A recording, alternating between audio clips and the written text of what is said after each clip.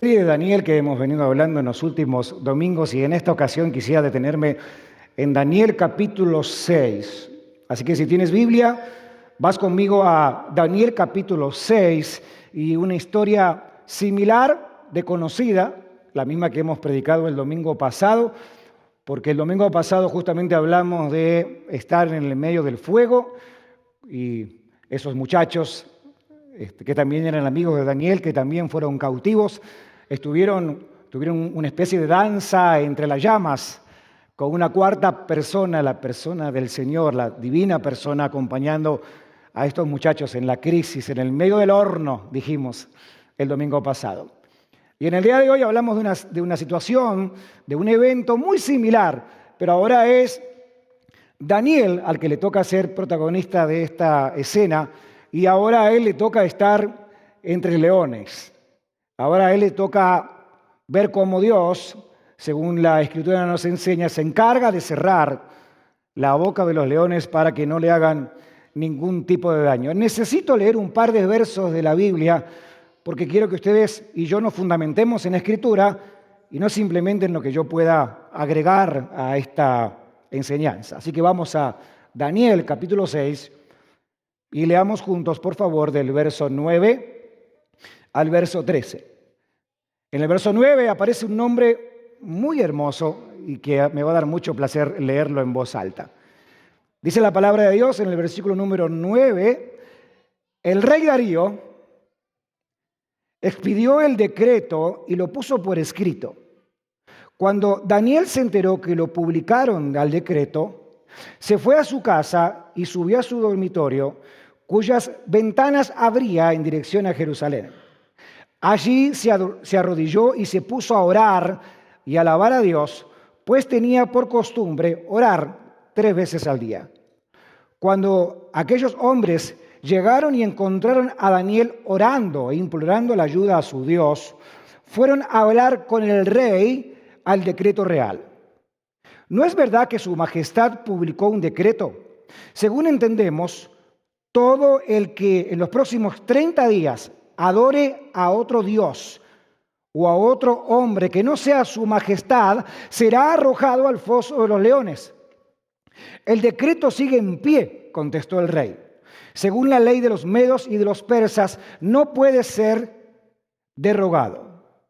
Verso 13 y el último, ellos respondieron, pues Daniel, que es uno de los exiliados de Judá, no toma en cuenta a su majestad ni a su decreto que ha promulgado.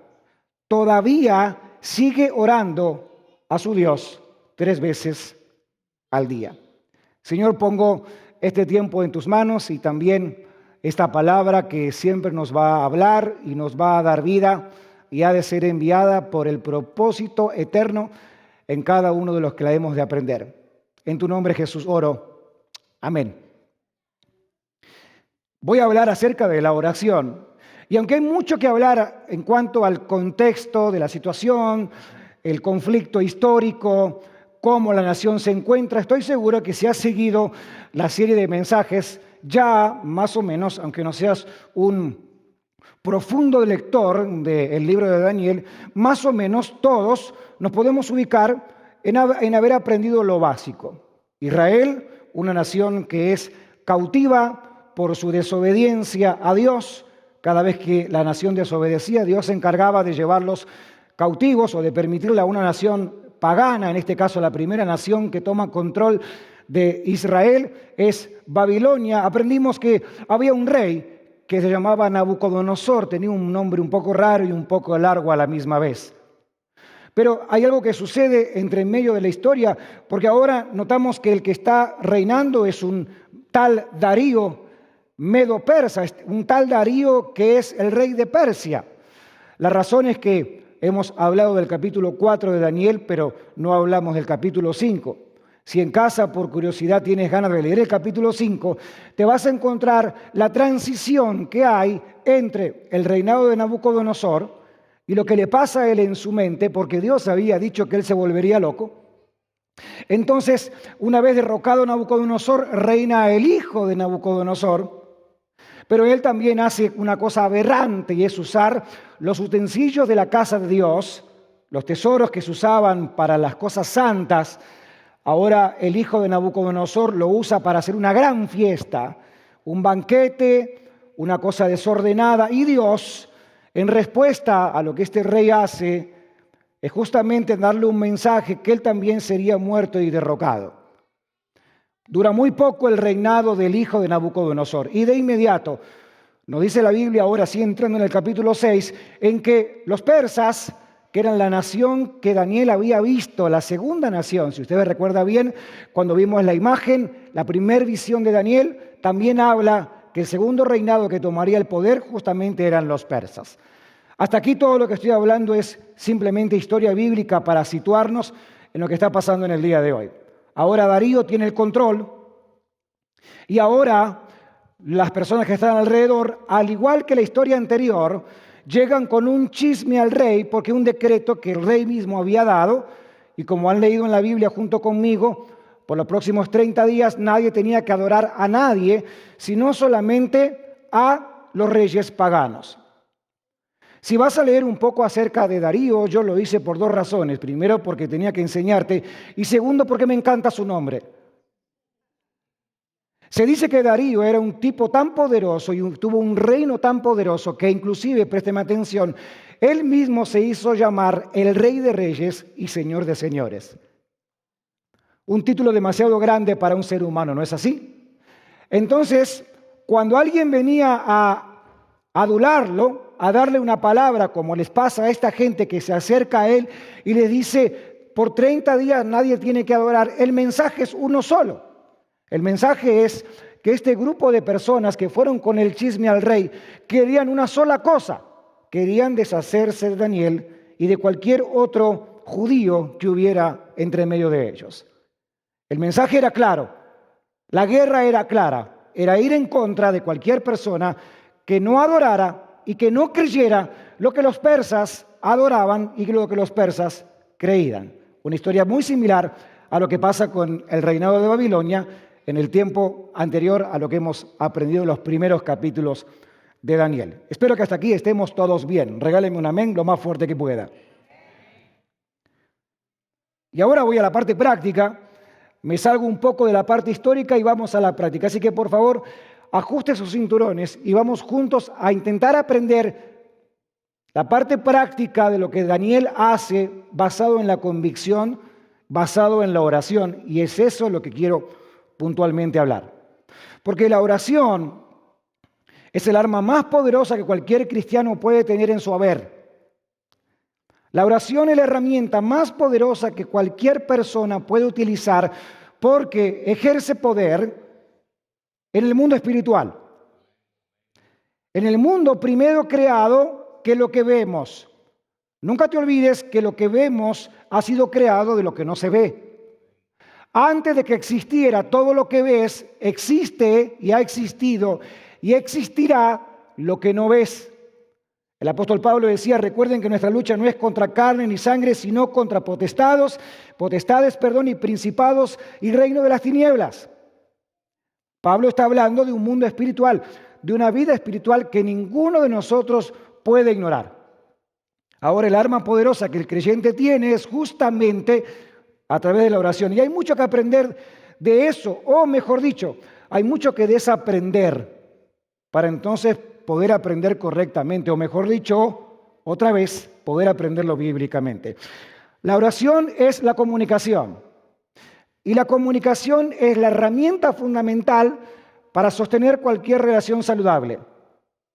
Si estás casado, casada, si tienes una familia, tú lo sabes mejor que ninguno otro sobre la faz de la tierra que la comunicación es fundamental. ¿Algún marido frustrado? ¿Alguna esposa frustrada? Esta es la oportunidad. Usted puede dejar todas sus emociones aquí, en la iglesia, a los pies del Señor. Si no hay comunicación, díganme ustedes cómo ¿cómo vamos a hacer para avanzar? Y la pregunta es más profunda todavía, porque si usted y yo queremos avanzar en nuestra vida espiritual y no queremos profundizar con Dios, cuéntenme cómo van a hacer para crecer en su vida espiritual cuando no queremos tener intimidad con quien nos ha llamado a tenerla.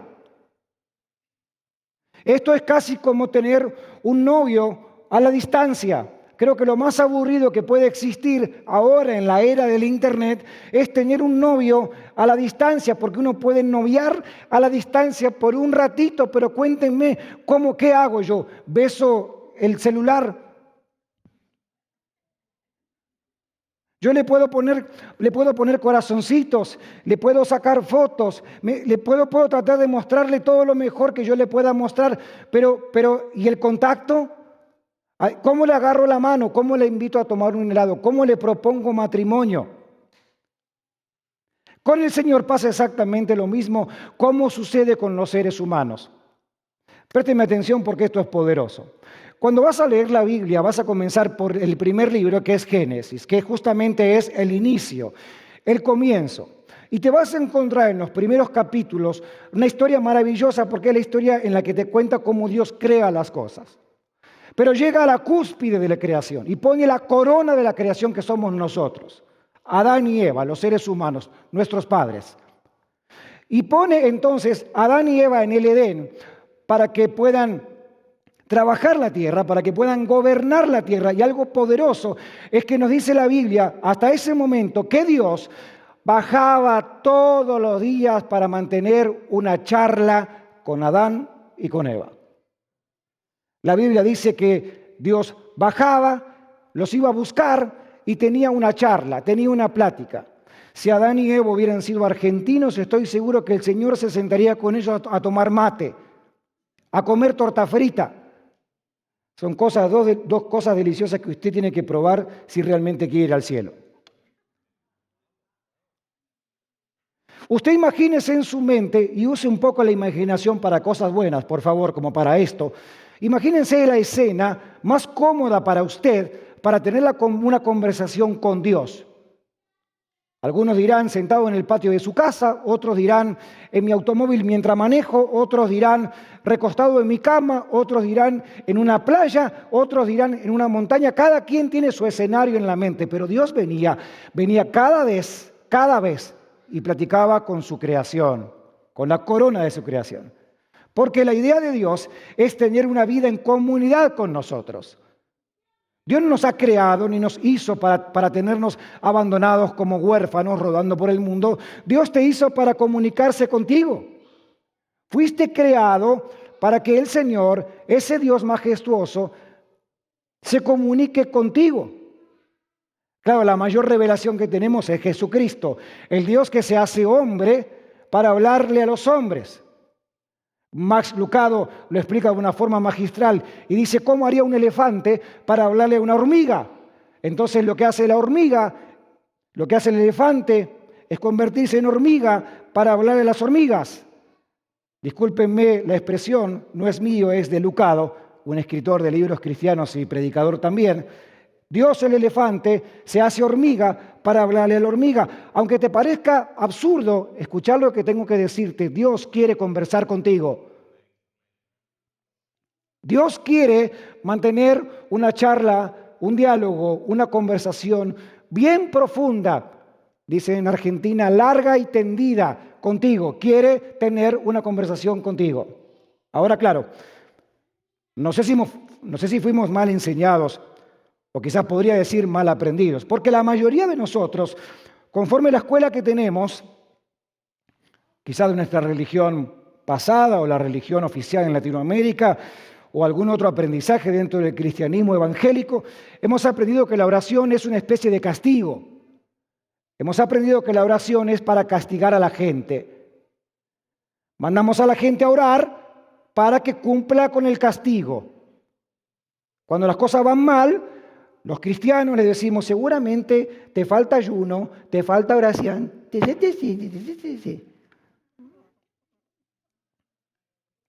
Y uno sale de esa lucha que uno tiene, encima que le ha ido mal, encima que uno está arrastrando la cobija, viene alguien y te dice, seguramente te faltó ayuno, te faltó oración, te faltó tu abuela. O hemos aprendido el mea culpa, ¿no? Entonces hay que orar. Sí, entonces voy a ser más explícito. Nos han dado una serie de oraciones para orar conforme el pecado o la culpa que nosotros tenemos. 2 Padre Nuestro, 3 Ave María. No estoy criticando a nada en particular, solamente estoy intentando enseñar. Están acá conmigo, ¿verdad? Bien, en la iglesia evangélica protestante igual. Por lo mismo, comenzamos a marcar a la gente y consideramos nosotros lo que le hace falta a la gente. Te hace falta, te hace falta, te hace falta. Entonces, ¿cómo yo sé lo que te hace falta? El único que sabe lo que te hace falta es Dios. Yo supongo que te hace falta, yo divago en mi mente lo que es lo que te hace falta, pero yo no tengo la menor idea de lo que te hace falta. Por eso cuando te vea fregado, nunca te voy a mandar a orar, mejor voy a orar por ti, hasta que tú agarres batería y entonces puedas volar por sí solo. ¿Amén, iglesia? Bien. El mal aprendizaje hace que una herramienta poderosa, que es la comunicación con Dios, termine siendo una carga a la cual uno tiene que llevar. Podría también decir, de mi propio error, las iglesias que de repente le hacen énfasis a un solo tipo de reunión. Y entonces llamamos, vengan los intercesores. Entonces viene la hermana Perenganito, la hermana Sultanita, la hermana Berenjena y todos los demás, ¿qué hacen? Están esperando que estos 3, 4, uno es jubilado, otro es retirado, el otro es soltero, el otro está buscando novia, esperan que esos 4 pobres, 5 pelagatos, oren y bajen el cielo para que entonces el próximo culto sea un culto de avivamiento, que cuando Brenda pase aquí y diga buenos días hermanos, adoremos, y haga así con la mano, se caigan 20 de acá, y cuando pase entonces el pastor que esté predicando las almas, pasen arrepentidas, llorando por lo mal que ha predicado. Entonces dependemos de los 3 o 4 personas y nos agarramos de lo que yo llamo una espiritualidad prestada. Y no hay nada más enfermizo en la vida de la iglesia que usted sea una persona de plástico, que yo sea una persona de plástico. En mi casa tengo unas plantas que están hermosas. Y un día felicité a mi esposa por lo bien que trataba las plantas, hasta que ella, con esa paciencia que me tiene, cubriendo todos mis errores, me dijo, no, querido, la planta es de plástico. Yo dije, caray, con razón se veía tan bien.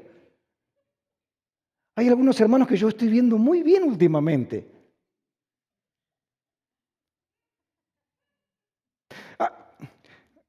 Tenemos que aprender que esto no depende ni de un grupo pequeño, que el tema de la oración no es para cargar la culpa de nada, ni para pagar la culpa de nada, ni de nadie, ni la tuya. Si tu culpa sería cubierta por lo mucho que oras, estás frito. Pero frito es poco, estás frito y sin aceite. Nuestra culpa es quitada por el sacrificio de Cristo en la cruz, por su sangre, por su perfección, porque fue alguien que no conoció pecado, que caminó entre los hombres, que se fue a la cruz por nosotros, que sufrió por todo lo que nosotros no podíamos sufrir. Porque usted y yo hubiéramos calificado, hubiéramos ido nosotros a la cruz entonces para perdonar los pecados, pero como ninguno de nosotros lo puede hacer, entonces Dios se tuvo que hacer hombre para hacerlo por nosotros. Alguien tiene que aplaudir esa verdad, por favor.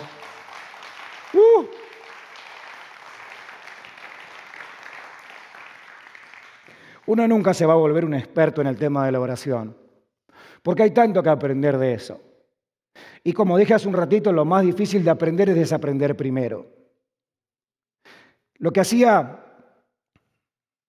que los discípulos le preguntaran a Jesús, los discípulos, mientras caminaron con Jesús y fueron sus discípulos, nunca te olvides que ser discípulo es ser un aprendiz.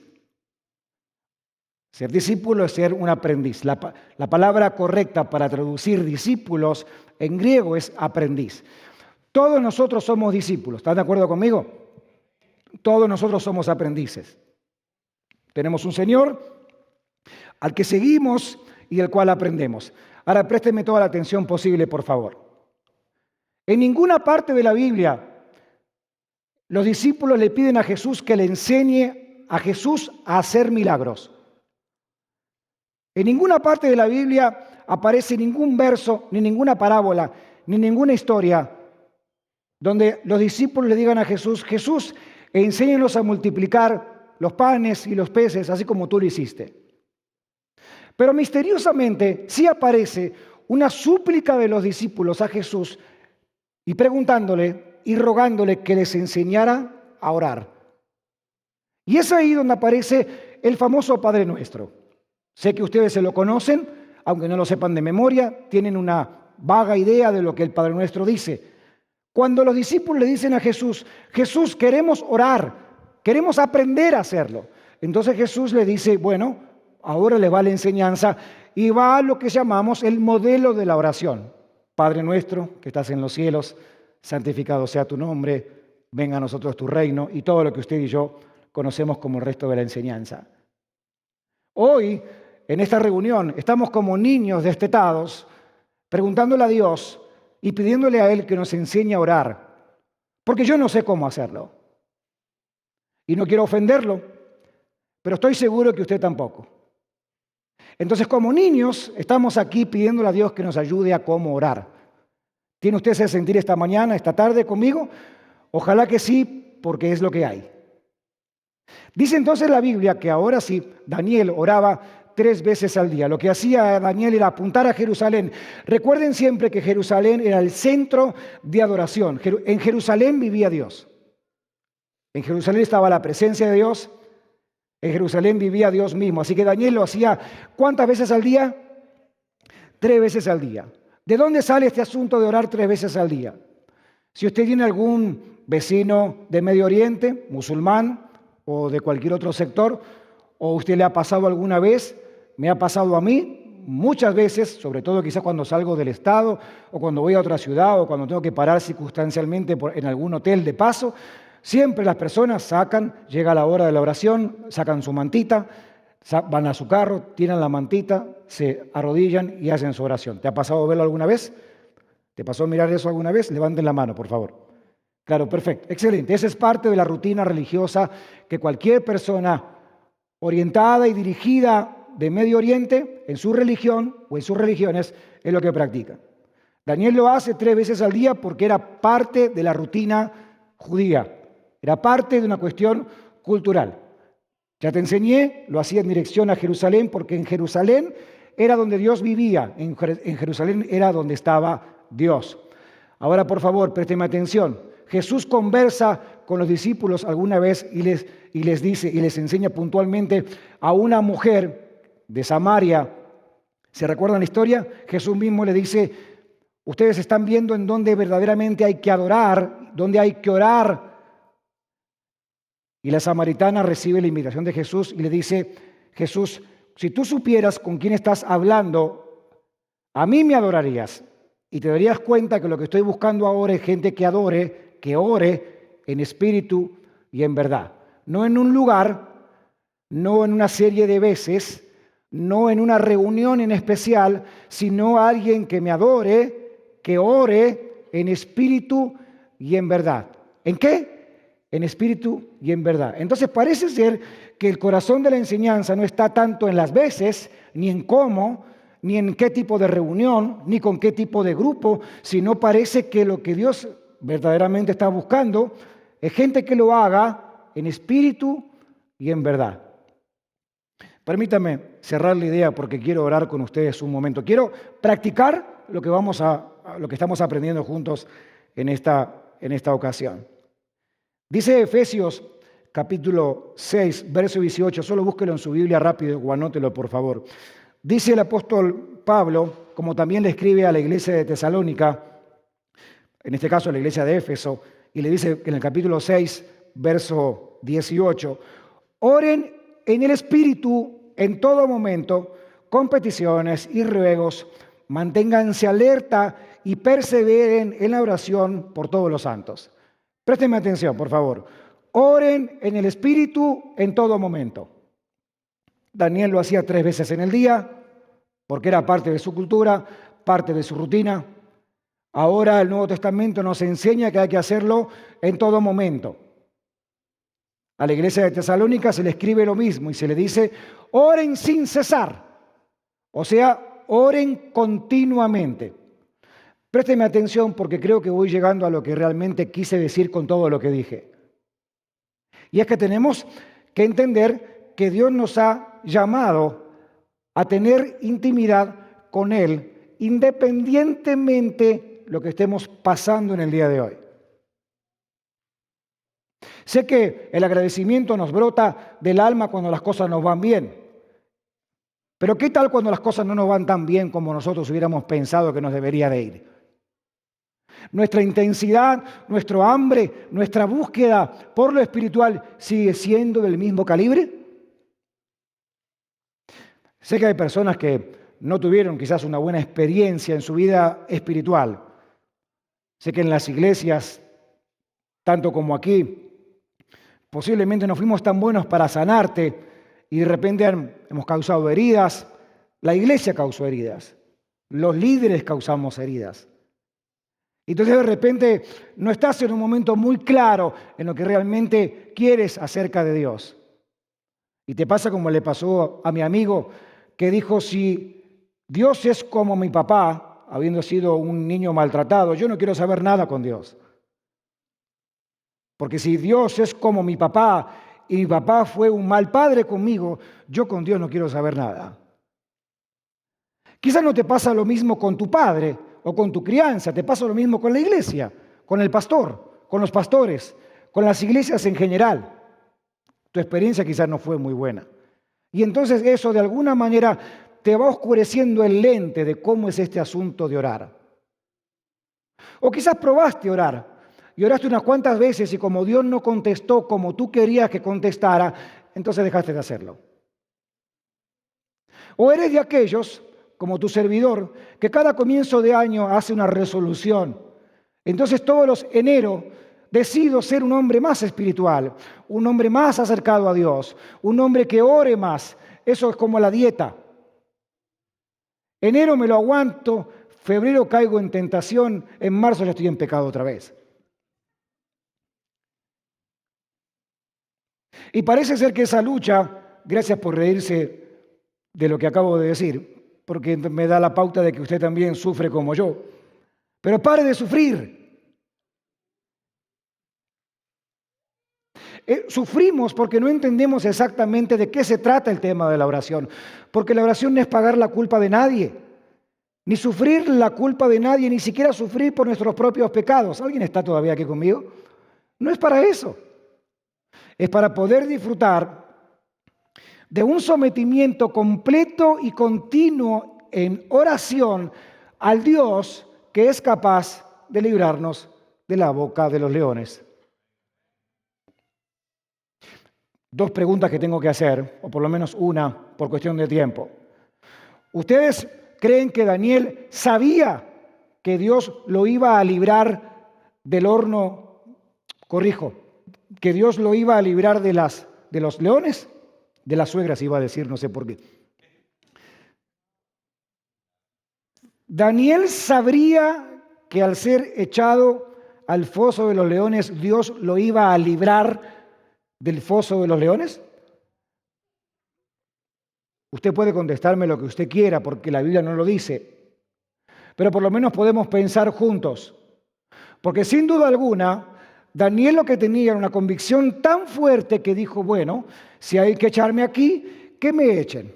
Y si Dios me quiere librar, va a cerrar la boca de los leones. Y si Dios quiere que mi vida y ministerio y función termine acá, entonces yo seré el próximo bocadillo de este león hambriento. Entonces, para no hablar ninguna cosa que no sea bíblica, lo que intento es presentar los dos escenarios. O Daniel pudo haber bajado a ese pozo de leones con una fe inamovible, o pudo haber dicho simplemente, Señor, estoy aquí, haz tu voluntad conmigo, lo que tú quieras, cuando tú quieras. Esa es una palabra para los que tienen que dejar de pelear en sus fuerzas humanas. Esta es una palabra para aquellos que están intentando arreglar algo en sus casas, en la iglesia, en sus trabajos, con fuerzas humanas. Estás cansado porque estás trabajando con fuerzas humanas. Porque entonces Dios se va a encargar misteriosamente, milagrosamente, de cerrar la boca del león si es que la quiere cerrar. Pónganse en pie, voy a terminar con esto. Los muchachos de la alabanza pasan, por favor, conmigo.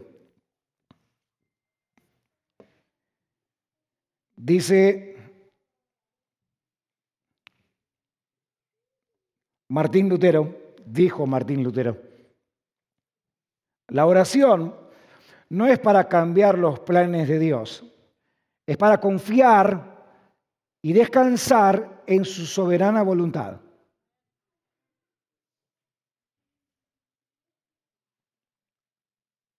Cuando estábamos en la otra iglesia teníamos un grupo de oración pequeño, muy pequeño, tan pequeño que éramos 3 o 4, máximo 5 si acaso.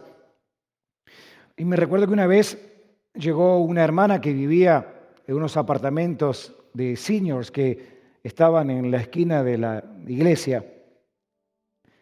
La hermana era nueva en la comunidad y también era nueva en la iglesia. Parece que la hermana tenía un muchacho adolescente que no tenía dónde vivir, que era su hijo, ¿no? Su hijo de sangre, y no tenía dónde vivir, y parece que en el apartamento senior el reglamento era que el niño o que los niños no podían vivir en el lugar, sino que solamente tenían autorización de visitar, no vivir. Entonces la hermana estaba muy contenta porque había logrado aplicar y que le dieran la vivienda, y estaba muy contenta porque había conseguido una vivienda. Pero a la misma vez estaba luchando porque, bueno, el niño, su muchacho, no tenía chance de vivir con mamá.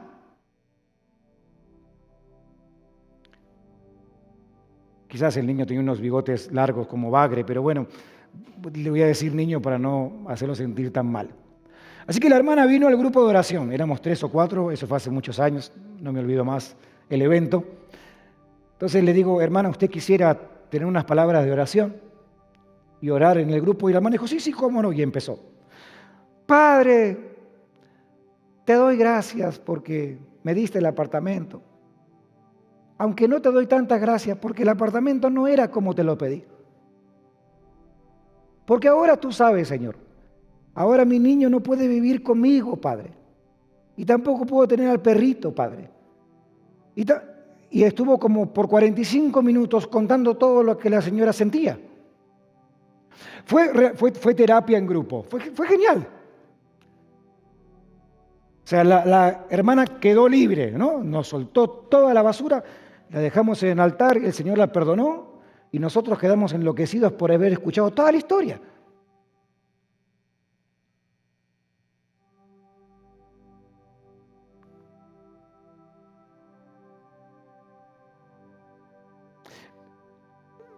No quiero ser tan insistente en esto, quiero que vayamos a la práctica. Tenemos que orar en el Espíritu. Y cuando digo orar en el Espíritu, uso un término bíblico y no es un término que vas a andar como el chapulín colorado con las antenitas. Sí, Señor, sí, no. ¿Me explico? Tranquilos. Vivir en el Espíritu es lo que dice justamente la carta a los Romanos, en el mismo capítulo 8, pero en el verso 1, que dice así, no tenemos más condenación a los que estamos en Cristo, a los que no vivimos conforme a la carne, sino conforme al Espíritu. ¿Hay alguien que vive conforme al Espíritu aquí en esta reunión? Otro cuento que ustedes en esta tarde tienen que renunciar, y yo me voy a encargar de guiarlos santamente a que lo hagan, es ese asunto de que ustedes me dicen, no, es que yo no soy tan espiritual. Si no fueras espiritual, no conocieras a Cristo, no fueras salvo por su gracia, no creerías que la Biblia es la palabra de Dios inspirada para ti. ¿Están aquí conmigo? No te interesaría congregarte ni en esta iglesia ni en ninguna. Y ahora mismo, en vez de estar acá escuchándome a mí aburrirte y dormirte, estarías en tu casa mirando una serie de Netflix. Pero no, porque eres una persona espiritual, aunque tengas cara de sargento mal pagado. Eres espiritual. y tienes vida espiritual. Ahora, claro, yo sé que ustedes sueñan con ver que sus esposos cuando se levanten reciten salmos y las esposas mientras cocinan profeticen.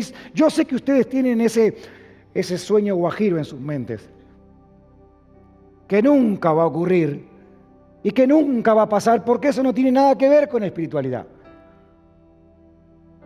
Ustedes les encantaría que eso fuera así, pero eso no es así, ni lo va a ser. Bueno, por lo menos no acá en la tierra. ¿Será allá en la eternidad? No lo sé. Todavía no llegué. Pero aquí seguimos luchando todos los días con lo mismo. Pero desde una perspectiva espiritual. Desde una perspectiva espiritual.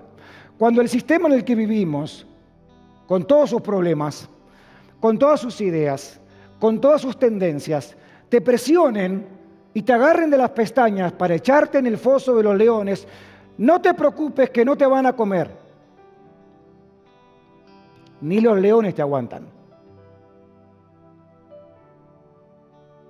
No lo van a hacer. ¿Y cómo estoy seguro de eso? Estoy seguro de eso porque si acaso te van a comer, es porque era la voluntad de Dios que fuera su cena. ¿Se está entendiendo lo que intento decir el día de hoy? Bueno, no se crean que no son espirituales, porque si no son espirituales, están muertos. La única persona que se puede considerar no espiritual es la persona que está muerta espiritualmente. ¿Tengo algún muerto aquí? ¿Hay alguien muerto y no se dio cuenta? Y si hay alguien muerto, y de verdad, si alguien se considera que está muerto espiritualmente, entonces hoy me paro aquí, con todo respeto, como el profeta Ezequiel, a profetizar sobre huesos secos. Y le voy a decir a tus huesos que vivan. Si te crees seco espiritualmente, muerto espiritualmente, yo en esta tarde vine preparado para orar, para levantar muertos. ¿Sí? ¿O no? Mira al muerto que tiene a su lado. Digo, por favor, mira a la persona que tiene a su lado. ¿Cómo lo ve? ¿Está pálido? Tómele el pulso si se deja. A ver. ¿Está ahí o no está?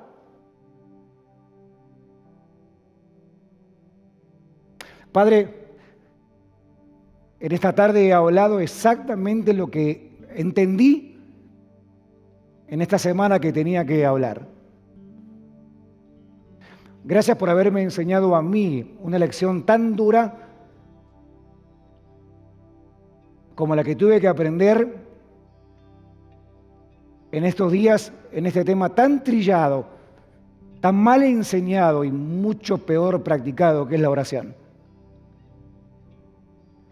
Gracias porque tú no miras nuestra elocuencia a la hora de hablar en un micrófono.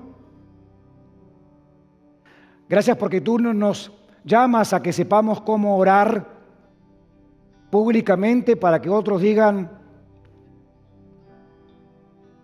qué léxico, qué palabras está usando cuando habla contigo. Gracias porque tú no nos llamaste a ser personas espirituales para llenar el ojo de nadie o para calificar conforme al sistema en el que vivimos. Tú nos has llamado a una vida espiritual porque si no tenemos tu vida, estamos muertos. Gracias, porque en esta tarde nos podemos parar delante de tu presencia, a pesar de